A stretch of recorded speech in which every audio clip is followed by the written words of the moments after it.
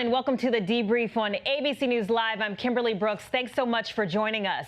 It was hot in Houston, outside and on stage at the ABC presidential debate, and we have the recap. Plus, Judgment Day in that massive college admission scandal. Felicity Huffman is the first to be sentenced today, and we're talking about the true story behind the highly anticipated film Hustlers. But first, here are your headlines.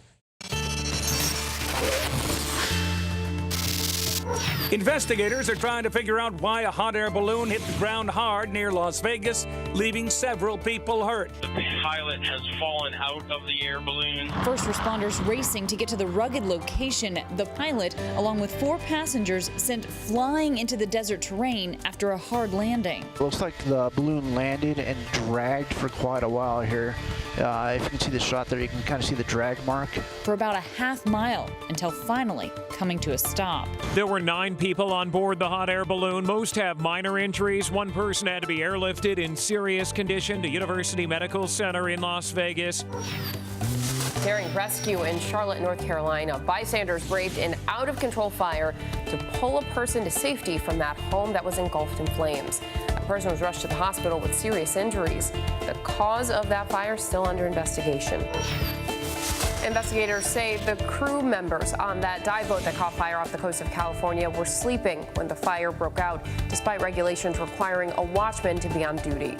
The boat company says a crew member checked the area about a half hour before the fire started on Labor Day. 34 people were killed. Officials are looking into whether electronics caused the fire. The Coast Guard has issued a warning about charging lithium-ion batteries on boats.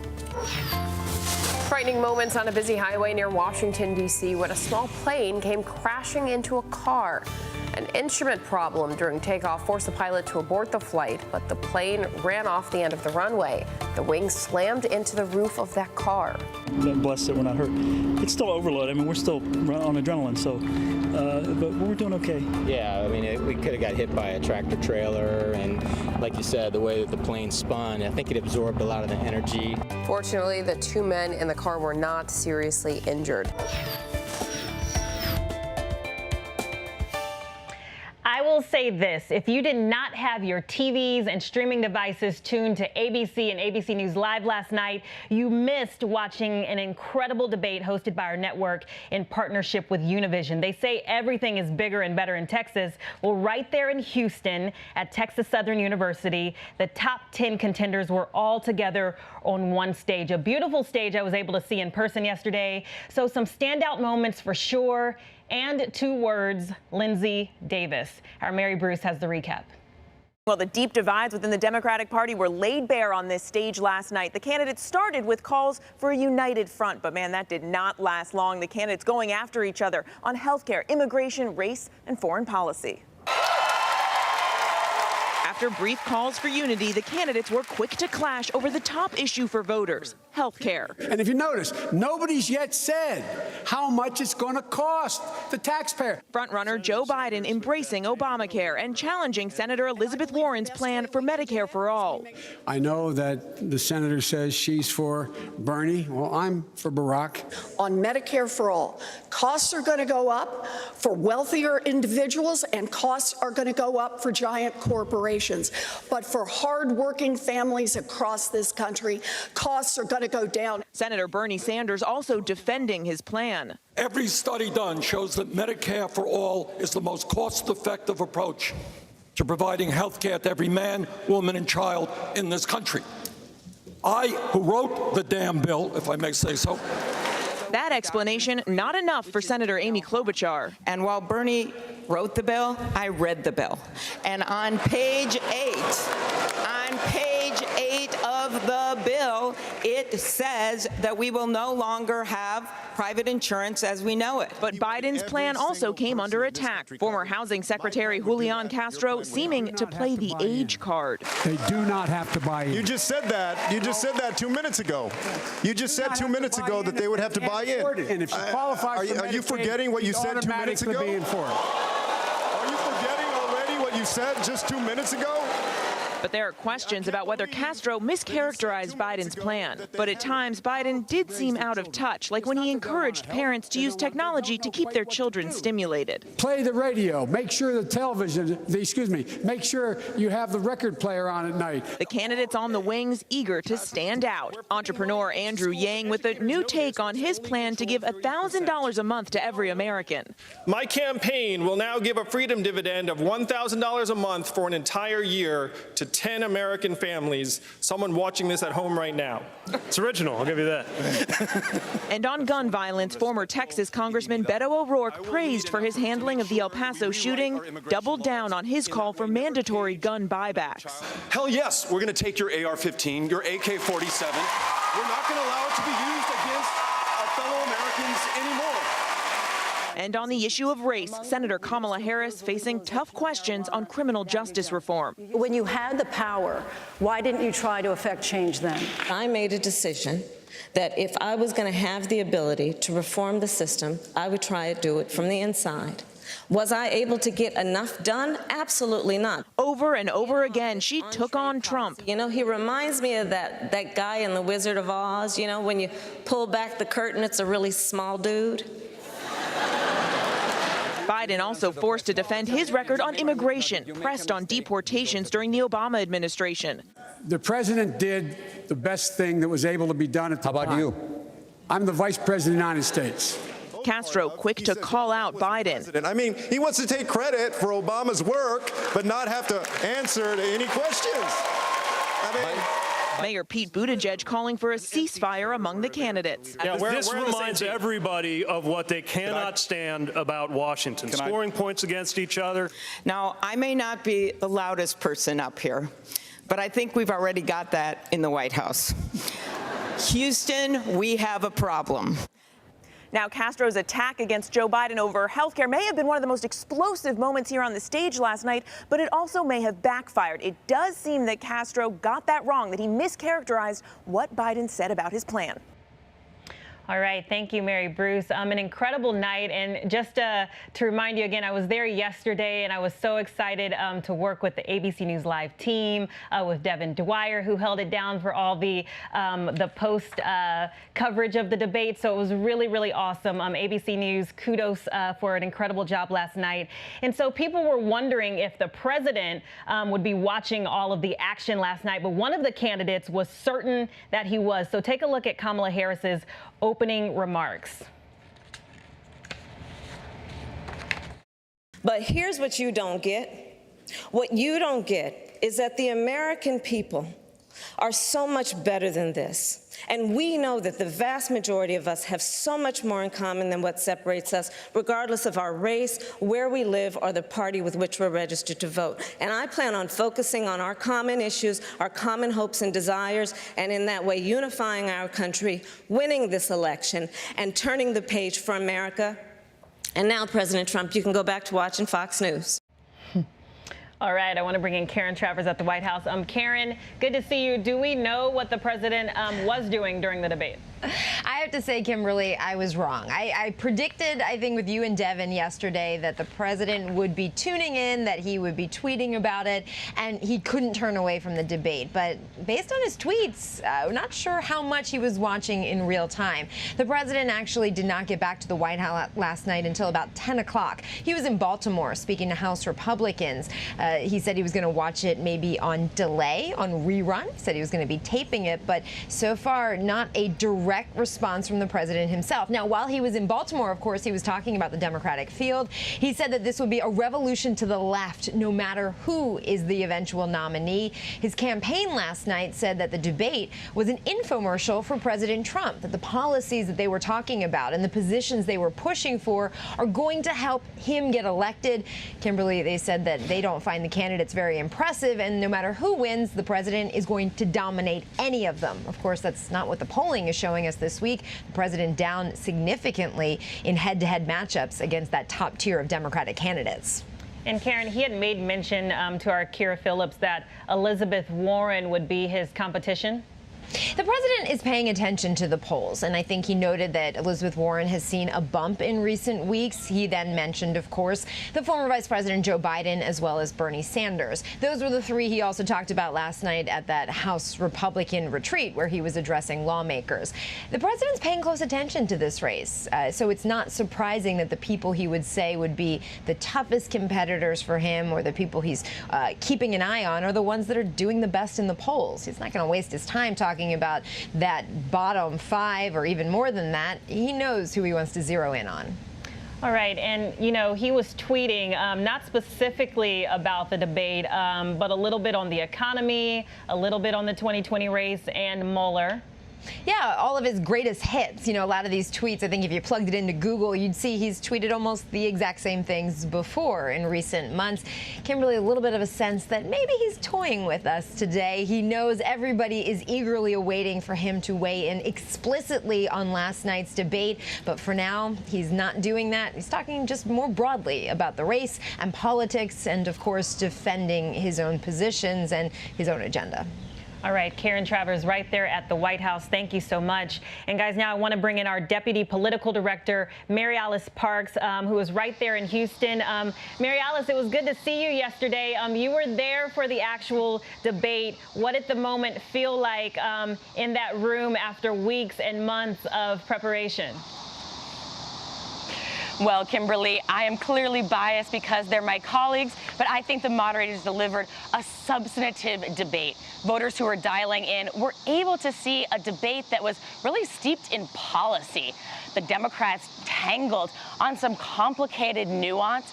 It really showed that they disagree on some of the fine tunes of health care and immigration.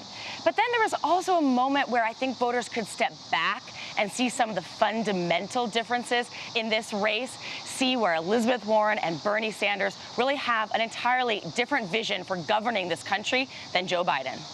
Who do you think did well? I mean, you had people, you had some of the underdogs on stage last night and obviously all of the top contenders, but who do you think did a really great job? I think that the former vice president was sturdier in this debate than he's been in the last two. He seemed more prepared to not only take some incoming, but to bring back the fight. I was surprised by the fact that he really brought the fight to Bernie Sanders and Elizabeth Warren, even on their signature issue of health care. But I also think it was the standout night for a Texan local. The former Congressman Beto O'Rourke was really able to capitalize on his hometown advantage. He was thanked over and over again by his colleagues for his leadership after the El Paso shooting, and he really drove home his message there on gun safety reform. So I just want to go back to Biden for a second. What did you think of the exchange between him and Castro? Yeah, look, this was not a great moment for the former HUD secretary. I think Julian Castro tried to tangle with Joe Biden over policy, but it ended up being a politically bruising moment for Castro. He basically tried to make an ageism claim. He tried to say that Joe Biden maybe forgot what had just been mentioned. Well, Joe Biden really wasn't having that. And in the end, the blow just did not land well in the room. I think that Julian Castro is reeling from that this morning. Yeah, and so lots of people obviously talking about the candidates on stage, but people were also talking about our ABC moderator, Lindsay Davis, asking some very tough questions and trending. Absolutely. She really had a breakout night. She was able to talk about these issues of race and criminal justice reform and the candidates' own records with such authority and sophistication that I think it really resonated. And we were proud of her. And I know that she had a lot of buzz online as well. All right, Mary Alice Parks, our Deputy Political Director. Kudos. Good job in Houston and good to see you. Thank you. And guys, I just want to make mention, Lindsay certainly made history. She is the third Black woman in history to moderate a televised presidential debate. The other two were Carole King of ABC and Gwen Ifill of PBS. Black girl magic there. All right, so now we turn to a new tropical storm threat that is putting Florida on alert. So I want to go to our chief meteorologist, Ginger Z, with the latest. Ginger? Kimberly, thank you. How about we go ahead and start with that potential tropical cyclone that could easily become a depression or a storm in the next 24 hours or so. So we're watching that. It's kind of a disorganized group of thunderstorms right now, but it should start to wrap up and have less wind shear to fight as it passes by the Bahamas. Yes, I said the Bahamas, same islands that were so impacted. Tropical storm warnings are in place from the Grand Bahama to the Abacos Islands. Most of the survivors from there have been moved to Nassau, and that's great news because they shouldn't see as much of the impact then. Daytona up to the Space Coast, or down to the Space Coast to Melbourne and West Palm, all on alert for tropical storm force conditions going through the weekend. Timing takes you from Saturday night really through Sunday and then up along that kind of bend where Jacksonville to Savannah by Monday morning. Remember, this is a tropical storm the whole time it's going up, so it is a much weaker storm, but it looks like it's kind of trying to edge closer to the coast, so you could easily see impacts well inland. Some of those outer bands can cause flash flooding. By Wednesday morning, Myrtle Beach to the Outer Banks could be a possibility of seeing some of these impacts. So what does that mean? You could see 40 to 65 mile-per-hour winds, potential for flash flooding. In total, it looks like more than 4 inches of rain possible. All right, thank you, Ginger. You know, the very idea of another storm hitting an already devastated Bahamas is incomprehensible. Yet, as she said, you know, a potential tropical cyclone is now a threat to the islands already destroyed by Hurricane Dorian. So our Marcus Moore joins us from Nassau. Marcus? Well, Kimberly, good morning. On and off periods of rain so far here in Nassau, and a strong breeze is what we felt. And some Bahamians are admittedly nervous about this tropical system that is expected to dump heavy rain on parts of the Bahamas already devastated by Hurricane Dorian. We, of course, have seen those heartbreaking images of the devastation, the destruction in Marsh Harbor and the neighboring islands of Grand Bahama and Treasure Key and Elbow Key. And we're talking about people who've lost their homes, and some of them have lost loved ones, and now they are facing another potentially dangerous storm. The USAID, a group that has been aiding in the recovery effort, they spent time in preparation for this storm actually handing out plastic sheeting along with hardware kits for people who remained on the islands that were affected by Hurricane Dorian. There are at least 5,000 people in Marsh Harbor alone who have stayed behind. And the hope is that this storm will not further the damage that they have already endured there, but the potential is there. And the heavy rainfall and the gusty wind conditions could potentially hamper the search and recovery efforts that we've watched unfold on the affected islands. And there are 50 people at least who have been reported dead as a result of Hurricane Dorian. And Kimberly, as you know, the number of missing stands at 1,300. So that work is still very much underway to try to find and account for the missing. But now they are in this country facing the prospect of another potentially dangerous storm. Kimberly. Thank you, Marcus. Unbelievable there. We appreciate the updates. And we have new updates in that massive college admission scandal. If you remember, it's where wealthy parents paid money to boost their children's standardized test scores and bribed college coaches, all to give their kids an advantage in the admissions process. And today, actress Felicity Huffman will be the first parent sentenced. So our Eva Pilgrim is on the ground in Boston. Eva? Kimberly, in just a matter of hours, Felicity Huffman is expected to be here in federal court. It is actually almost 6 months to the day when federal agents went into her home, arresting her. Now, she's accused of paying to alter her daughter's SAT scores. She has pled guilty to those charges. It will be really interesting to see how this all shakes out today and what she is actually sentenced in the end. A lot of eyes watching this case, many saying this will set the tone for the other parents to come. You have to remember, she's the first of the parents in the Varsity Blues scandal to be sentenced, and a lot of them are curious to see exactly what the judge decides today. Kimberly. Absolutely. Thank you, Eva. I'm right there in Boston. And we turn to another celebrity, one of the country's best football receivers, New England Patriots Antonio Brown, used to being in the limelight, now facing scrutiny and charges of sexual assault and rape from his former trainer, Brittany Taylor. So our Kaylee Hartung has the latest. Kaylee? Hey, Kimberly. You know, Antonio Brown is not one who typically stays quiet in the face of controversy, but he's remained silent since a lawsuit was filed against him earlier this week with some very serious allegations. Now we're hearing from him for the first time, and where he is just as attention-grabbing as what he says. As stunning and graphic allegations of rape and sexual assault against Antonio Brown dominate headlines, the NFL superstar once again using social media to create a narrative of his own. No matter what they say, no matter what they hate, somebody still got to go to work. Brown going live on Instagram, suggesting he has the support of his new quarterback as he works out at Tom Brady's renowned personal training facility. It's called TB12. Let's get it. Brown, who is reportedly planning to take the field on Sunday, telling his audience how he's handling the allegations and backlash. Stay focused. The devil gonna try to bring you down when you get closer to your goals. The key is, don't let him.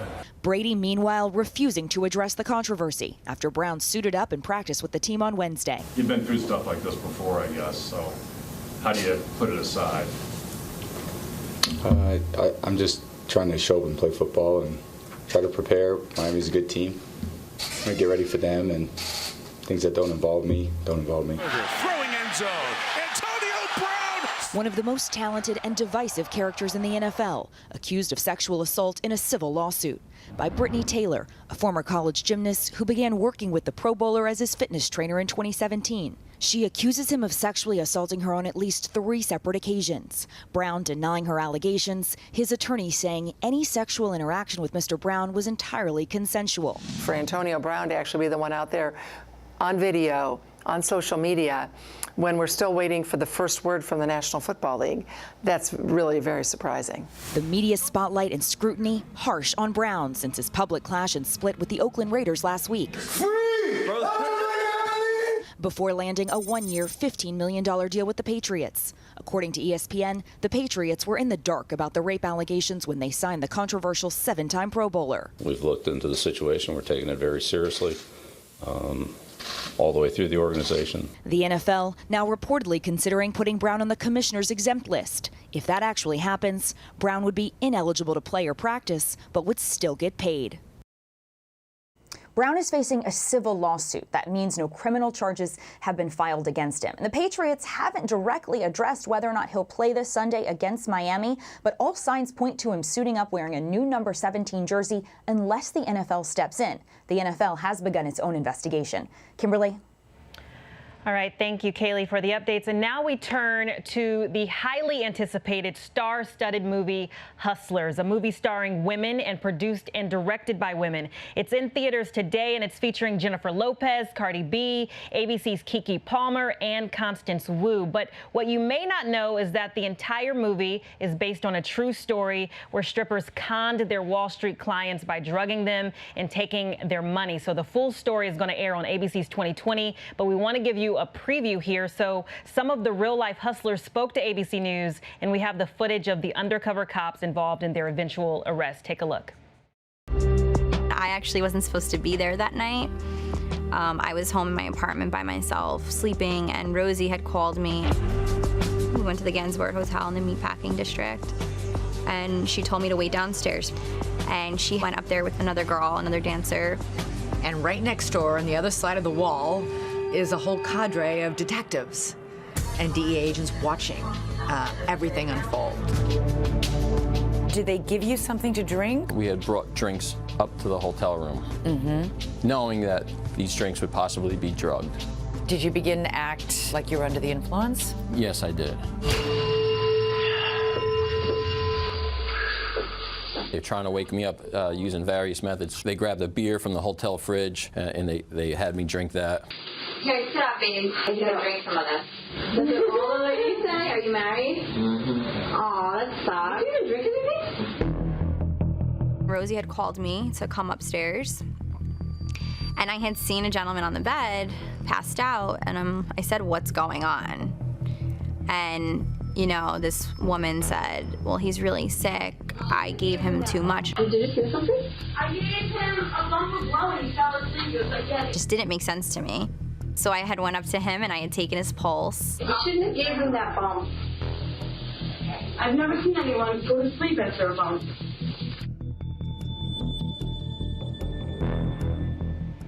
All right, so this looks riveting. I want to bring in Josh Margolin, one of the 2020 producers for this story, to discuss this. Josh, thanks for being with us. Thanks for having us. So I want to ask you first about the women that we saw in this particular clip. So we have Rosie Keough is one of the admitted ringleaders of the group of women, and her character is played.